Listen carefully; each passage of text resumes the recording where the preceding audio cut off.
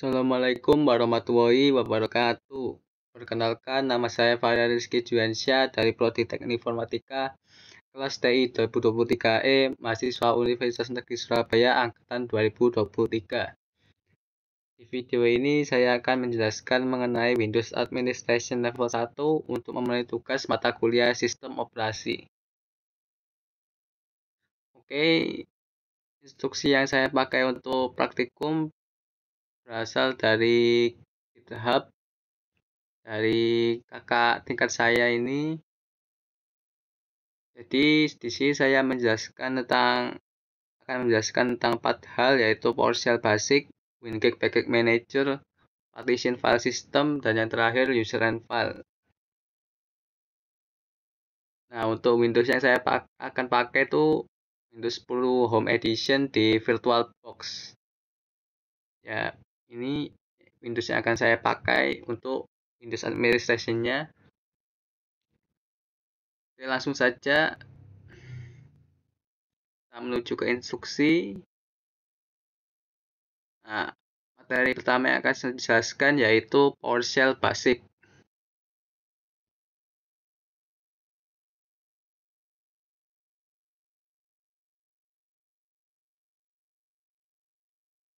Nah, di PowerShell Basic ini, hal pertama yang akan saya lakukan adalah mengecek versi PowerShell.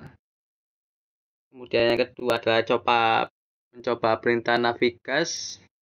Yang ketiga ada redirection. Dan yang keempat atau yang terakhir pipes.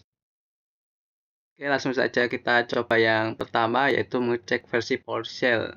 Nah, ini ada $ps version table. Kita cek detail tentang PowerShell ya.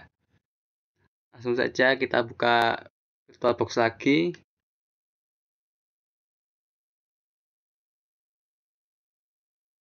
Kita ketikkan PowerShell. Oh, sudah ada. PowerShell. Dan open. Oke, langsung saja kita ketikkan $ps version table. Enter. Nah, ini kan detail PowerShell kita. Nah, di sini saya pengen ngambil PowerShell versionnya saja. Nah, bagaimana? Kita buka tadi. Nah, ini $ps version table.ps version. Jadi untuk hanya menampilkan versi PowerShell saja. Nah, nanti akan keluar output seperti ini. Nah, kita coba $ps version table.ps version. Enter. Nah, ini kan versi dari PowerShell saya jika dibandingkan dengan detail ini, PS versinya 5.1 dan seterusnya. Oke. Kemudian kita lanjut. Nah, fitur navigasi. Kita akan mencoba satu-satu. Ini fiturnya ada get child item sampai copy item ini ya. Yang pertama, get child item. Ini fungsinya untuk menampilkan isi dari direktori tempat kita berada. Jadi misalnya kita berada di direktori download dan ada direktori lain, itu nanti isinya akan ditampilkan ya. Jadi kayak ada direktori 1, 2, 3 kayak gitu tuh. Nah, maksudnya gimana? Kita coba get. Nah, di sini saya berada di direktori users varial. Nah, kalau pengen menampilkan anakannya, direktori anakannya, ya ini get child item. Nah, muncul apa? Bukan di user saya ini akan ada muncul ya seperti kayak gini nih. Nah, desktop, dokumen, download, fitur, dan lain-lain. Nah, kalau pengen nampilkan yang lain ya pindah direktori. Oke, nah ini kemudian ada set location mengganti direktori tempat kita bekerja. Jadi direktori di PowerShell kita pindahkan tadi kan di users varial kan. Nah, saya pengen pindah ke users varial download direktorinya. Nah, itu bisa dengan set location. Jadi mirip kayak fungsi cd di Linux. Mari kita coba. set location, petik 2, oke. Nah, kita pilih path-nya. Nah, kita ketikkan users varian downloads. Saya pengen pindah ke directory download. Kita enter. Nah, di sini udah pindah directory ini, users varian download. Nah, kemudian get location menampilkan direktori tempat kita bekerja. Nah, untuk memastikan bahwa kita berada di directory download, nah kita bisa pakai fungsi get location ini. Mari kita coba apakah kita sudah pindah di directory download. Get location. Jadi kayak get location itu mengecek directory sekarang kita berada di directory mana, seperti itu. Langsung enter saja. Oh kan, users varian download. Oke. Kita ke new item saja. Nah, ini fungsi ini untuk membuat directory bernama folder. Nah, kalau pengen ganti namanya folder ini dengan nama lain, misal directory, ya bisa. Instance name-nya kita ganti directory, seperti itu. Nah, mari kita coba new item type. Nah, type-nya kan berarti directory ya, atau bisa disebut juga folder type-nya loh ya, tipenya. Directory minus lagi name, namanya apa, misal namanya apa ya, Parial, misal Parial, kita enter. Nah, ini dia folder Parial. Kita akan cek. Nah, karena kan kita berada di directory download, kita cek apakah ada folder directory download. Nah, ini foldernya kan Parial, sudah ada directory download. Oke, kita coba yang lain. Nah, remove item ini untuk menghapus item, bisa dalam bentuk file ya, atau directory, kayaknya bisa. Remove item ini, oh ini item directory ada sendiri rupanya. Ya mungkin file, kayaknya bisa file ini, remove item ini untuk menghapus item. Misal kita bikin file txt di download ini ya, kita bikin hapus, nama filenya ya, nama filenya saja, namanya hapus. Oke. Nah, kita ketikkan remove item tadi, apakah bisa menghapus item. Nah, petik 2 ya. Nah, petik 2 ini untuk nama dari file yang ingin kita hapus. Misalnya tadi apa tadi, hapus. Nah, jangan hapus saja. Kalau hapus saja nanti dikiranya kita menghapus sebuah folder, padahal itu kan file txt. Nah, kita tambahkan .txt. Kemudian baru kita enter. Oke. Oh kan, file yang tadi txt-nya sudah menghilang. Nah, kalau misalnya file txt-nya tadi berada di dokumen, apakah dengan fungsi itu bisa? Kayaknya tidak bisa. Karena apa? Kita berada di directory download, bukan di directory dokumen.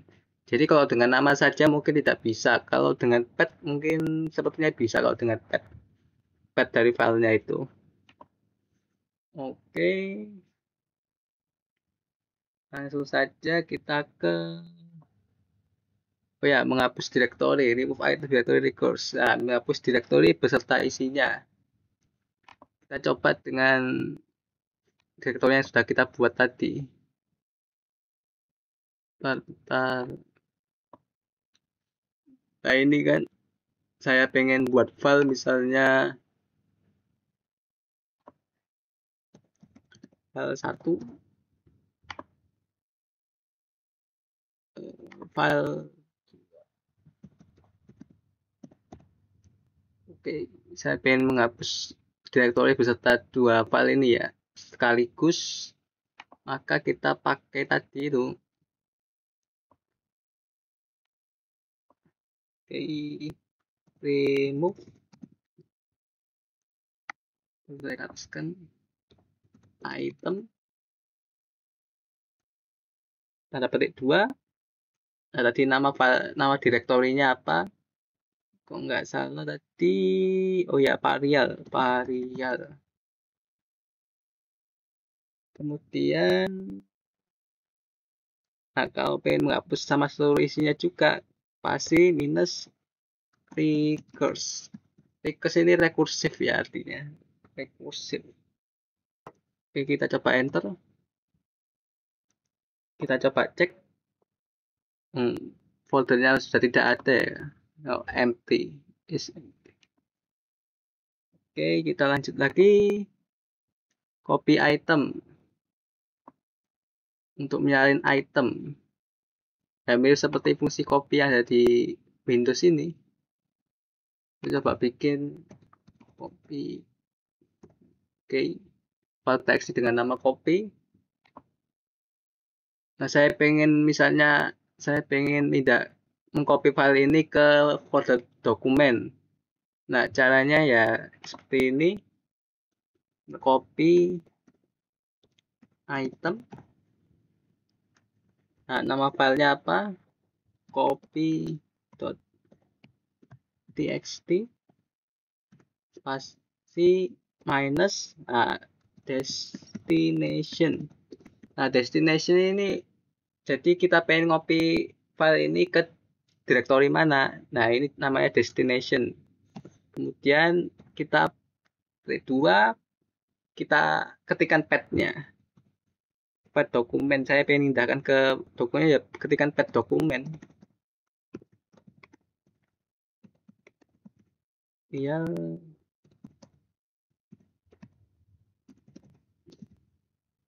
Enter. Kan berhasil. Oke. Kita lanjutkan. Nah, ini get alias ini ya menggunakan perintah yang sama seperti Unix file system seperti cd. Nah, ini jadi membandingkan perintah yang di PowerShell dengan yang ada di Linux ya. Jadi perintah yang ada di Linux itu kan kayak cdld, cd kan mirip dengan set location ini kan. Nah, kayak gitu. Jadi seperti itu, jadi dibandingkan lah. Jadi di list perintah PowerShell yang sama seperti yang ada di perintah di Linux itu. Nah, kita coba ya. Get alias. Kan muncul list seperti ini yang membandingkan. Nah, ini yang sebelah kiri ini perintah di Linux ya, ada cd ini. Cd apa? Copy. Nah, ini yang sebagai perintah di Linux, sedangkan perintah di sebelah kanan ini yang ada di PowerShell. Seperti itu. Jadi dibandingkan lah. Oke, kita lanjutkan. Oh maaf, kurang satu ini copy item directory. Ya, ini kurang satu saya maaf. Kita coba ini, misalnya kita punya folder. Namanya saya aja coba, saya. Misalnya kayak gitu. Kemudian ada isinya juga. Teks dokumen. Kemudian terserah gitu ya. Terserah. Nah, saya pengen memindahkan direktori saya ini ke dokumen beserta isinya juga. Nah, gitu gimana caranya tadi ya? Oh ya, kenapa tampilannya berbeda ya? Karena tadi saya kepencet close ya saat coba-coba. Oke, langsung saja kita ketikkan copy item. Nama direktorinya apa? Yang ingin kita pindahkan. Saya misal. Dan spasi. Nah, ini path atau destination yang ingin dituju oleh folder yang ingin saya ini dikopikan kemana ya seperti itu maksudnya. Oke, saya pengen mengcopy saya ke documents ya, directory documents. Oke, kemudian spasi lagi minus rekursif untuk memindahkan seluruh file yang ada di directory tersebut. Kita enter. Nah, ini berarti berhasil. Kita cek dokumen. Nah, ada kan saya. Oh ya, tadi saya lupa menunjukkan bukti untuk yang copy tadi. Oke, kita lanjutkan selanjutnya yaitu get alis tadi sudah kan. Kita lanjut ke redirection. Nah, sini ada get content mendapatkan dari berkas buat open atau text case console. Tapi di praktikum kali ini saya akan membuat file txt dengan wet output dengan isi dengan nama teksnya nama saya, kemudian isinya itu nama saya beserta name. Kita akan coba dengan fungsi yang ini, yang lebih besar 2. Kalau yang lebih besar dari 1 ini untuk replace file. Jadi kok mau menulis misalnya filenya udah terisi file, kemudian pengen tulis di bawahnya ya pakai yang ini. Kita akan coba.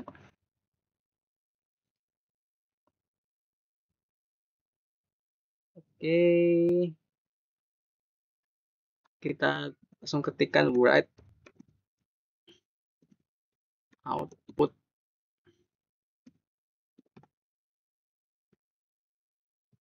Saya pengen ketikkan nama saya lengkap, Rizky Jusha. Kemudian kita pakai lebih besar 2 kali. Nah, ditulis ini pengen ditulis kemana? Nah, saya pengen buat file namanya varial.txt. Kita enter. Kita cek apakah ada di download ya. Nah, ada kan persis nama saya ini file Siduansyah. Nah, saya pengen nulis name di bawahnya varial ini bagaimana? Kita ulang lagi put 230512041174. Oke, nama filenya apa tadi? Varial.txt. Kita enter. Kita cek ulang apakah ada name saya di sini. Nah, ada kan 230512041174. Minimize. Ya, saya tutup. Lanjut ke berikutnya, pipes. Pipes ini di salah satu bentuk redirection dilambangkan tegak lurus pipe ini. Ini namanya pipes. Nah, contohnya yaitu get process where object. Nah, get process menaikkan informasi tentang proses yang berjalan. Jadi ini mirip kayak text manager ya. Nah, ada proses-prosesnya banyak gitu. Kemudian where object alias where akan menyaring output dari get process berdasarkan kondisi. Jadi kalau pengen menampilkan proses tertentu dengan kondisi tertentu ya kita pakai fungsi where object. Kalau get process kan semuanya. Dalam kasus ini menyaring proses di mana working set size lebih dari 100 MB. Nah, working set ini kayak RAM yang dimakan lah. Intinya kayak gitu. Kan ada working set minus GT greater than berarti lebih dari 100 MB. Jadi RAM yang dimakan oleh prosesor tersebut bisa dari 100 MB. Jadi proses apa saja. Nah, ini kita pakai fungsi ini. Coba saya copy saja biar cepat. Oke. Nah, ini fungsinya ya. Working set size. Kalau mau 200 MB ya bisa, 100 MB juga bisa. Pengen 200 MB ya bisa. Kemudian kita enter.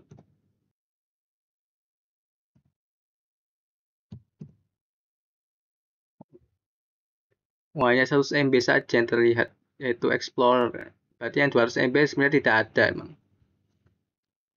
Jadi yang hanya kurang dari 200 MB proses yang terjalan di VirtualBox ini, yaitu Explorer kayak gini. Ya. Coba kita atur 150 misalnya. Tidak ada. Misal 30 MB. Nah, banyak kan? Nah, ini dia. Proses yang berjalan lebih dari 30 MB. Oke. Kita lanjutkan ke WinGet Package Manager. Oke, di WinGet Package Manager ini saya akan menjelaskan tentang fitur search, install, dan uninstall ya. Jadi widget ini mirip kayak Microsoft Store ya. Misal saya pengen search install Nano ya, atau install GNU.nano ini. Kita coba apakah bisa. Oke, kita widget search Nano. Ketika search kita menggunakan widget, jangan lupa untuk menyalakan internet ya. Nah, ada ini GNU Nano. Untuk menginstalnya gampang, langsung saja install, ketikkan ID-nya gnu.nano, enter. Nah, ini proses download sudah berjalan ini, kita tunggu saja. Nah, ini instalasi sudah berhasil. Kalau pengen uninstall gimana? Gampang, winget uninstall,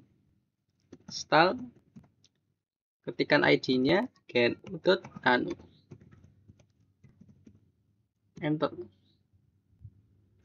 Nah, uninstall sudah berhasil.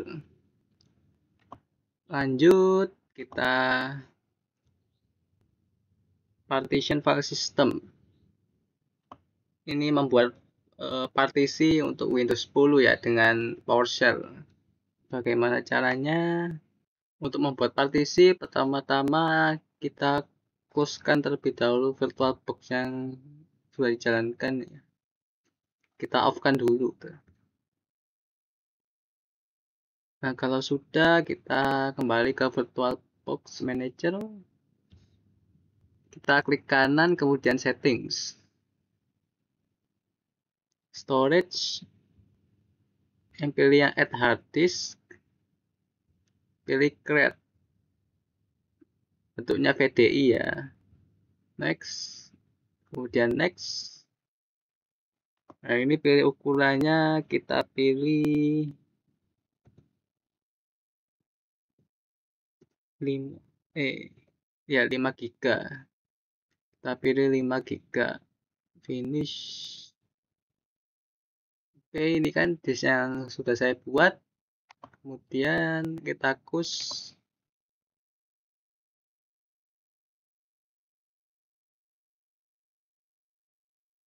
Nah, sudah ada, kita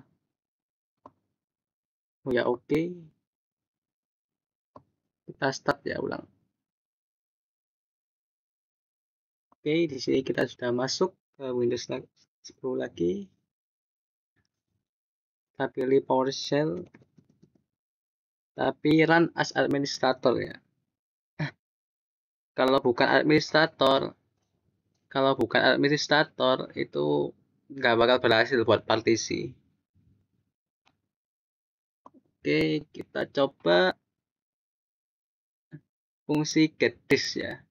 Apakah sudah masuk apa belum? Kita coba disk yang sudah saya. Nah, kalau sudah masuk ada, nah ini yang disk yang saya lakukan tadi kan 5 GB RAW. Nah, ini masih dalam bentuk RAW ya. RAW itu kan kayak mentahan gitu kan. Jadi di sini kita harus ubah ke GPT. Nah, ini dia initialize number one version style GPT. Harus diinisialisasi terlebih dahulu disknya agar terbaca ya. Oke, kita coba initialize disk numbernya kita pilih yang 1 ya, jangan yang 0 ya, karena yang raw yang 1.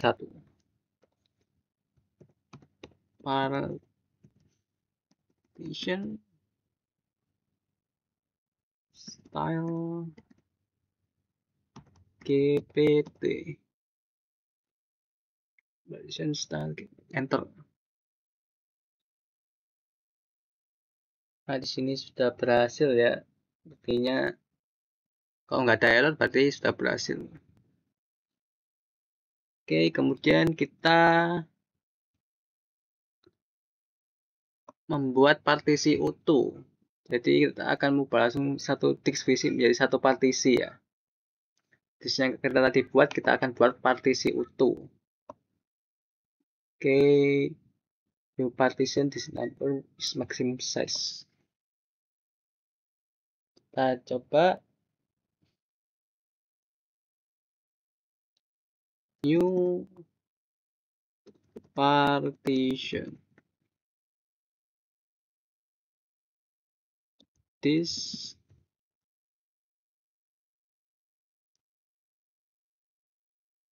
number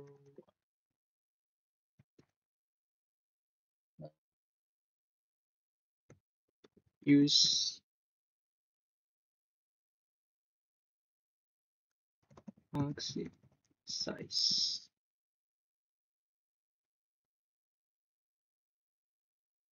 Oke, bentar.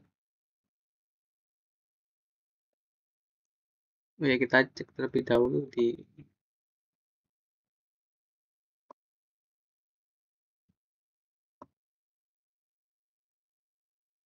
Oke, langsung kita enter ya kan disk number 1 kan. Kita enter. Nah, ini kan partition number, draft letter, offset, size type.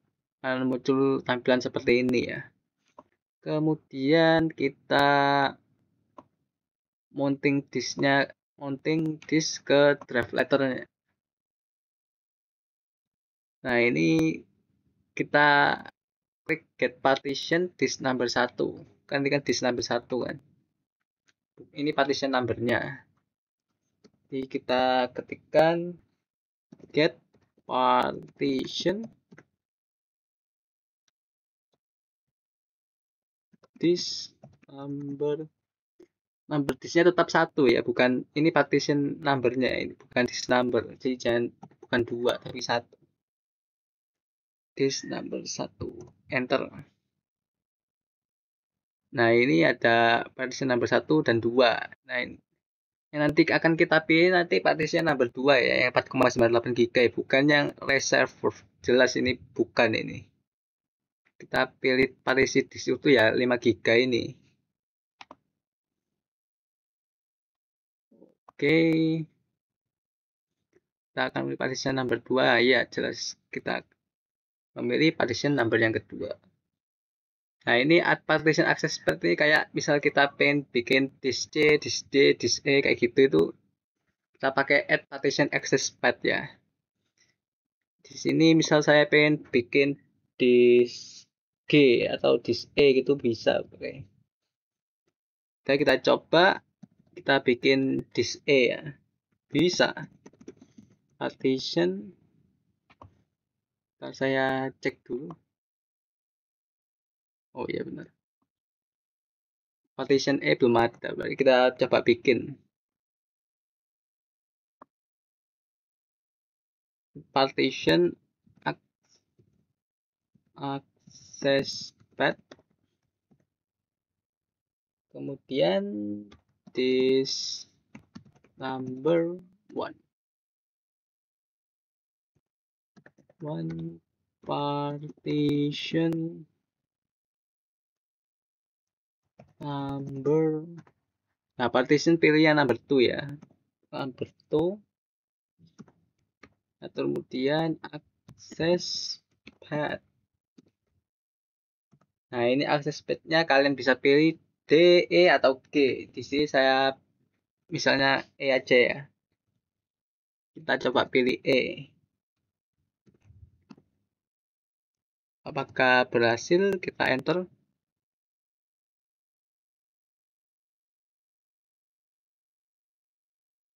Baik, muncul format disk kembali. Nah, kan lihat di sini saya gak langsung format disk ya, tapi kita langsung format melalui apa? PowerShell, bukan langsung gini. Oke, kita format partisinya ke NTFS agar bisa dibaca ya. Kalau nggak diformat ke NTFS tadi ukurannya nggak terbaca ya kayak gitu itu. Jadi supaya filenya bisa dibaca, diedit ya harus kita format ke NTFS karena Windows mendukung NTFS. Oke. Kita coba ketik saja format volume, kemudian drive letter. Nah, drive letter ini akses path yang sudah kita buat ya, yaitu E. Berarti kita ketik E ya. E file system ntfs, enter.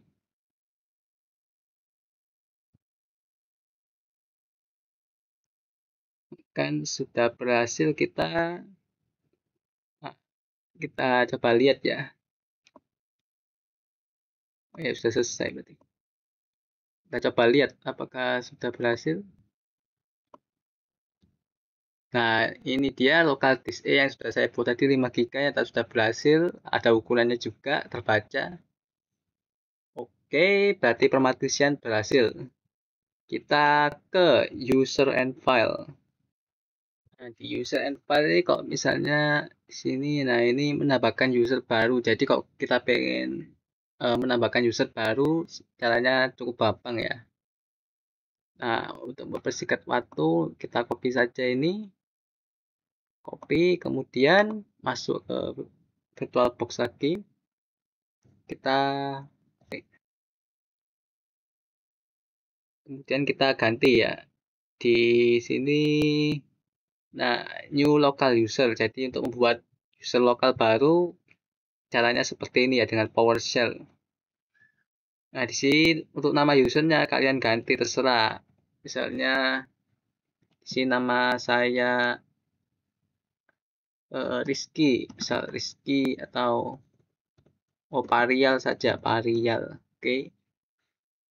Parial, kemudian passwordnya apa? Password juga bisa diganti. Nah, ini ya, convert to secure string ini passwordnya untuk men-setting passwordnya. So, passwordnya Rizky. Kemudian full name, ini full name after potong. Full name. Nah, nama panjang kalian apa? Ya ini di sini-sini. Misalnya Rizky Juliansyah, misal. Terus deskripsinya apa? Misal kalian itu seorang apa, misal gamer atau apa, keluarga atau saudara sepupu, terserah. Langsung saja, langsung enter ya. Enter. Nah, di sini sudah berhasil. Tapi ada tapinya ini. Walaupun ini sudah terbentuk, tapi ketika kita lihat di icon sini ya, ini nggak ada. Oh, usernya tidak terlihat di sini. Di file pun juga tidak, file user pun juga tidak terlihat. Nah, untuk itu kita perlu cara tambahan ya. Kalau di sini kelihatannya tidak ada. Nah, itu kita perlu cara tambahan. Oke, sebenarnya gampang, kita masukkan ke grup. Oke, caranya gampang, yaitu dengan memakai fungsi add local group member. Nah, bagaimana? Saya ketikkan ya, add local group member spasi, kemudian minus group. Nah, grup yang ingin dimasukkan itu apa? Nah, karena saya di sini bikin lokal user baru, kemudian bisa ngatur-ngatur file, ganti user. Nah, itu grupnya adalah user. Nah, kita akan masukkan siapa partial ke users ya. Kemudian spasi minus member. Nah, membernya siapa? Ya tadi varial itu sendiri. Varial yang sudah saya buat, varial. Nah, ini kan name-nya varial, membernya harus sesuai name ya, varial. Kemudian kita klik enter. Oke, apakah berhasil?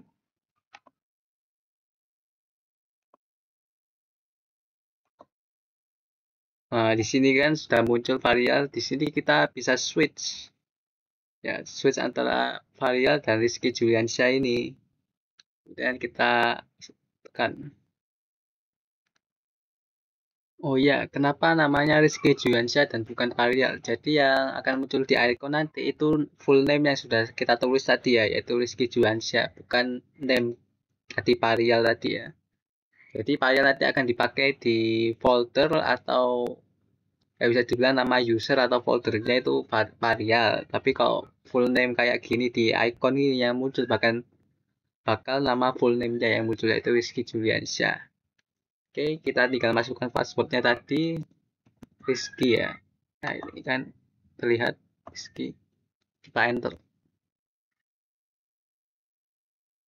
Nah, ini kalau muncul seperti ini artinya kita berhasil bikin user baru.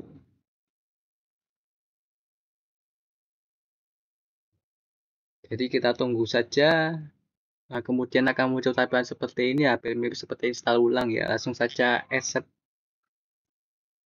Nah, oke, kita kembali ke sini ya. Di sini juga ada, nah, Nah, kita lihat di folder ya. Apakah ada varial?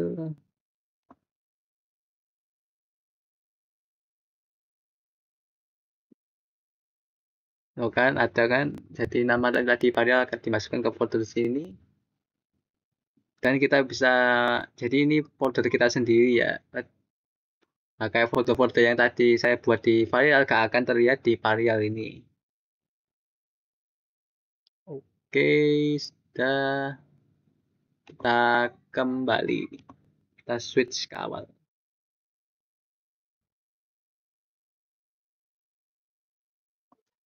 Nah, oke. Selanjutnya, karena sudah bikin user baru, kita juga bisa menghapus user yang sudah kita buat ya. Caranya gampang, yaitu remove local user name username. Kayak gini. Oh, bentar, saya get local user dulu. Untuk mengecek juga get local user ini, jadi user yang kita buat akan tampil di sini ya. Bukan ada varial, varial juga administrator ya. Nah, langkah selanjutnya saya akan coba menghapus user yang sudah kita buat ya. Yaitu dengan remove local user name, kita salin saja biar lebih cepat. Nah, ini username-nya kita ganti. Nah, sesuai tadi namanya varial kan tadi nama name-nya. Jangan pakai apa nama panjang ya. Pakai yang varial tadi aja. Varial langsung enter. Nah, kalau pengen usernya sudah terhapus sebelum kalian bisa pakai get local user.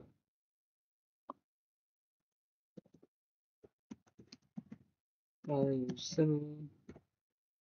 Nah, varial sudah tidak ada. Kita cek juga di sini. Nah, sudah tidak ada kan. Berarti varial sudah dihapus.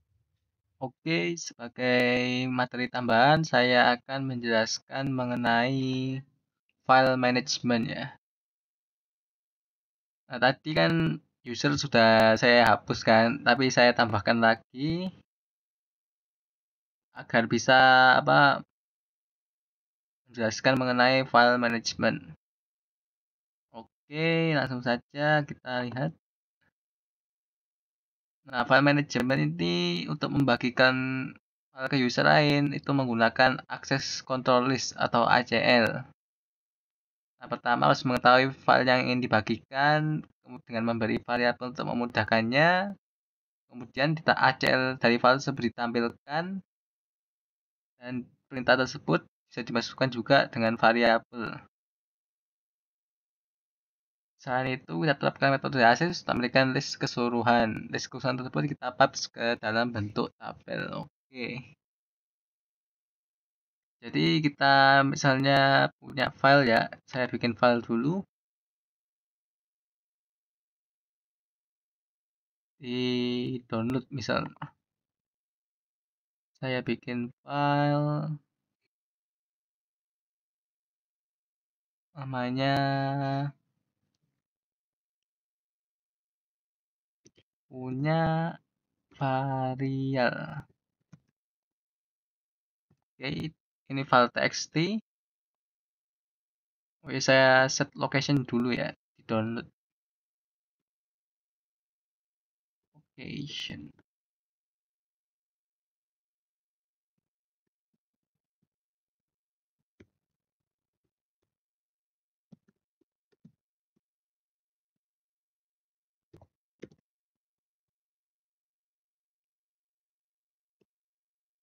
Oke, saya sudah masuk ke directory download. Nah, kemudian saya akan membuat variabel dengan nama filepath ya. Variabel ditandai dengan tanda dolar ini ya. Saya akan membuat variabel dengan nama filepath. $filepath sama dengan, nah, kita pastekan path di mana file punya variabel tadi berada ya. Nah, ini kan copy path. Jadi copy, masuk ke PowerShell lagi, kita pastekan. Belum lupa ya, ini tanda petik 2, jangan lupa. Oke, pastekan sudah. Kemudian kita tekan shift enter. Kalau tekan enter maka langsung dieksekusi, nanti variabelnya menghilang. Oke, kita lanjutkan ke $ACL sama dengan get ACL file path. Langsung saja kita copy ya. Kita copy.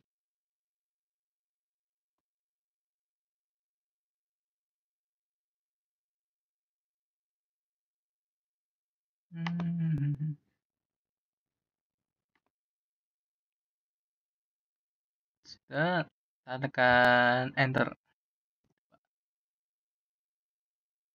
Nah, ini kan file system like access control type allow full control. Kalau di user saya kan emang full control kan. Kalau misalnya di user lain kan kayaknya emang belum full control. Nah, di sini kita akan mencoba membagikan file ini agar bisa dilihat oleh user lain ya. Misalnya user yang tadi Rizky Juliansyah itu.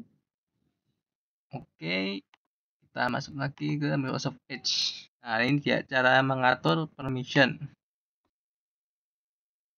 Nah, sama seperti tadi, kita bikin file path, kemudian rule sama dengan new object system dan access rule. Nah, ini kita kopikan ini dulu.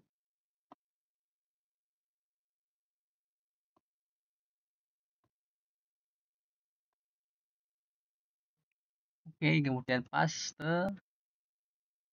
Kita copy paste lagi filenya tadi. Punya. Nah, ini copy paste. Jangan lupa petik 2. Pastekan. Sudah. Kemudian shift enter. Nah, kemudian ini di copy. $rule, variable rule.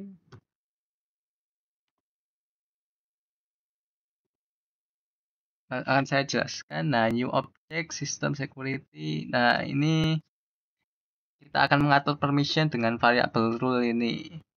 Nah, username-nya ini kan username user apa yang bakal dibagikan filenya itu. Jadi tadi kan saya punya user dengan nama Parial kan. Kita tulis saja ya, username-nya Parial tadi, Parial.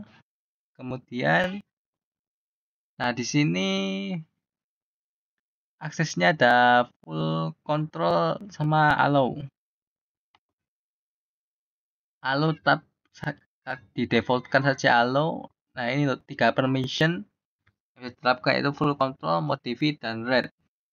Nah, full control itu berarti bisa ngedit, terus menulis, menjalankan, menghapus ya seperti itu.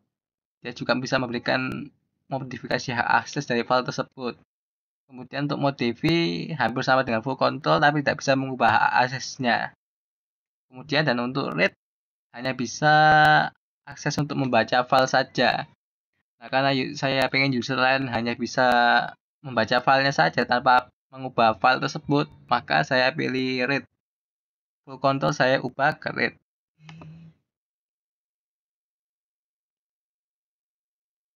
Oke, read. Nah, sudah, langsung saja kita masih belum kan shift enter lagi. Karena belum selesai. Nah, ini dolar ACL bikin seperti tadi ya. Tapi ditambah ACL set access rule. Nah, aturannya kemudian variabelnya pakai dollar rule tuh.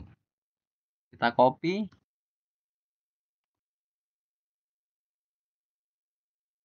paste. Sudah sama variabelnya oke. Nah, kemudian ini set ACL pet file pet ACL object dollar ACL. Ini kita copy juga. Kemudian shift enter, pastekan. Kalau set ACL berarti akses kontrolnya sudah di set ya, yang tadi yang sistem set akses kontrolnya berarti sudah di set. Kalau kita tekan enter ya sudah berarti sudah di set. Nanti kita coba ke user varial ya untuk mengecek apakah bisa membaca atau tidak. Tekan enter. Oke, kita close. Kita ganti user.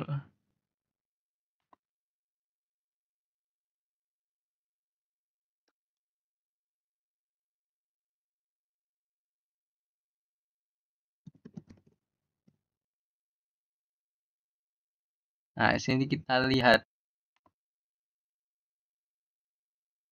Untuk lebih gampangnya kita lihat di menu start saja.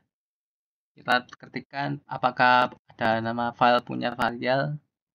Nah, nyata ada kan, lokasinya user varial download.